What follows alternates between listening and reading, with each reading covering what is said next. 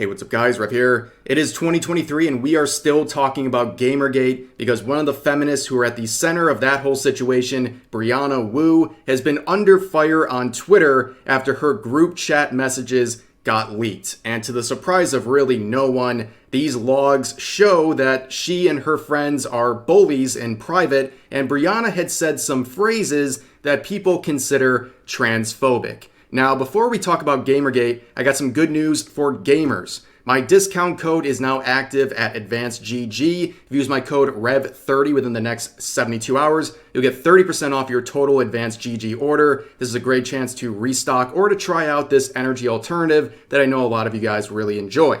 Okay, so Gamergate. This is a very convoluted situation that started in 2014 and it caused a whole culture war. Okay, and to sum it up very, very concisely, basically a female game developer cheated on her husband, and then her husband and his friends started leaving negative reviews on her games. Then some other people caught wind of the situation and began trolling this female game developer. And then after that, some of her associates in the gaming journalism circle, including those at Kotaku, started spinning this narrative to basically say that she was the victim of misogyny and that all female members of the gaming industry are subjected to misogyny and they're constantly under threat from their male peers and male fans. And this would go as far as to say that even just female gamers are unsafe generally because of all of the misogyny going on in the gaming community and the gaming scene generally.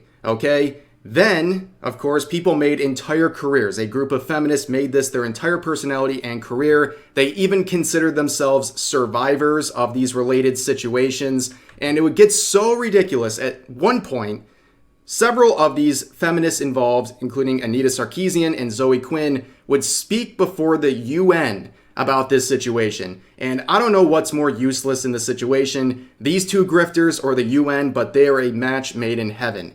Now we're going to move on to the main protagonist of today's story. This is Brianna Wu, another feminist and game developer who made an entire career off of Gamergate. She is actually probably one of the funniest parts of this whole story. This is her incredible contribution to this whole situation. This was a screenshot she posted years back proving that she is the victim of harassment. Now, unfortunately for Brianna Wu, she forgot to log out of her developer account. So when she left this fake harassment post directed at her, people immediately put one and two together and realized that this was Brianna Wu creating fake comments attacking herself. Yes, pretty embarrassing. And she would go on to make some other contributions like attempting to make an entire television series based on Gamergate. Whether that actually happened or not, I don't know, but I don't think anyone really cared to find out if it did or not.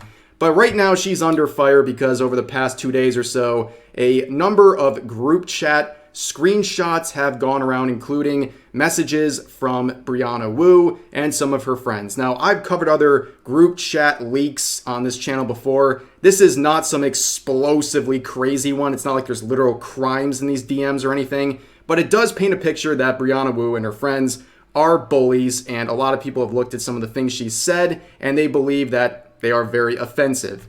Here is the main screenshot people are looking at. So to give you context, they are talking about a trans woman featured on the left here, and they're saying many rude comments about her appearance. And of course, you can see Brianna Wu engaging in this, but this part right here is what really got a lot of people talking. She's basically saying that she's not attractive enough to present herself a certain way and uses this T word that I'm pretty sure I can't say on YouTube. And a lot of people consider that term to be transphobic. And I guarantee the kind of people who are fans of Brianna Wu would consider that transphobic, and they would consider one of their enemies saying it as proof that they're transphobic.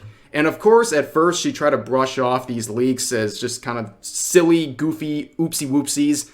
And she would post this now deleted tweet saying that she was caught making some spectacularly unkind comments about another woman's fashion choices.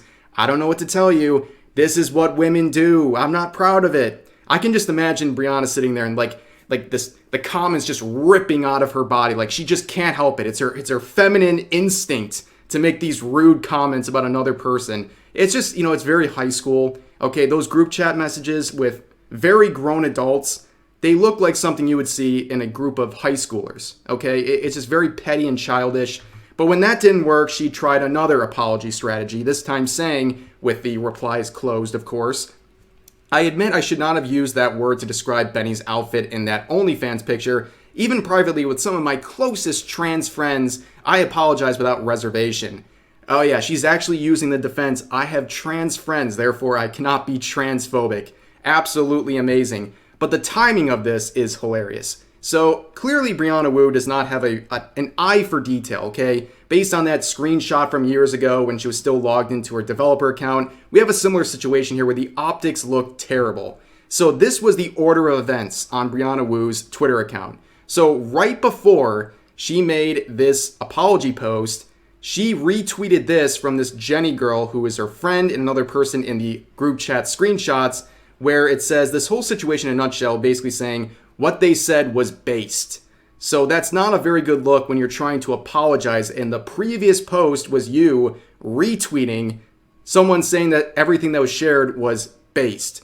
Now, this Jenny person who they're friends with, and again, like I said, was in the group chat messages, this is their pinned tweet. They feel like these messages are important enough to pin it to their account so it's the first thing you see. Now, I don't really care about having a discussion about any of this. I don't care about any of it. Okay, I'm just pointing this out because it's important to compare these statements with what Brianna is saying. So this first thing is the most important.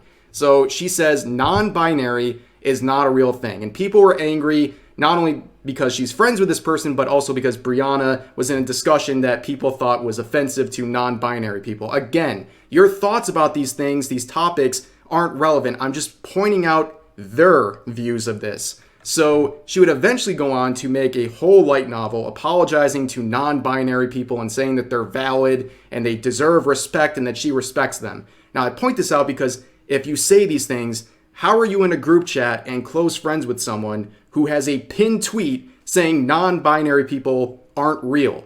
That makes you look like a giant hypocrite, okay? Like there's no other real way of looking at this, okay? Again, I'm not trying to argue about whether these points are valid or not valid or anything like that. It's just very obvious to me that this sequence of events here makes you look like a hypocrite.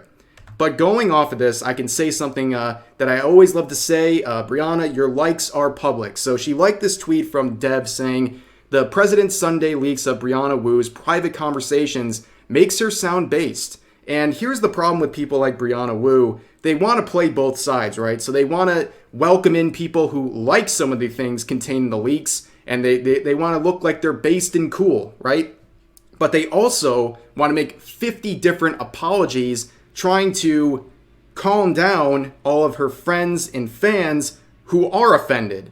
And you know what ends up happening when you try to appeal to two very different sides?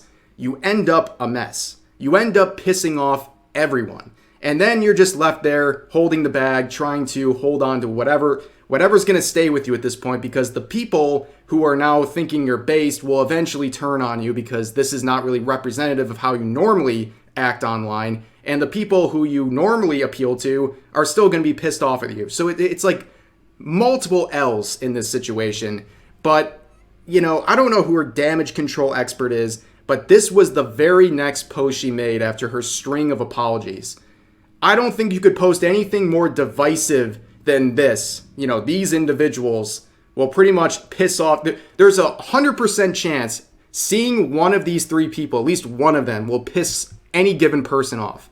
Okay, there's no way someone's happy with everyone contained in this photo. But that's their attempted damage control, and it's honestly just laughable. But here we are. That's the situation. Gamergate never dies because these people just keep making themselves laughing stocks. But hey, I'm here to get a couple chuckles out of it, and I'm sure you guys did too. So that's going to do it for this video. I hope you guys enjoyed. Please share all of your thoughts about today's topics in the comment section down below, and I'll see you guys next time.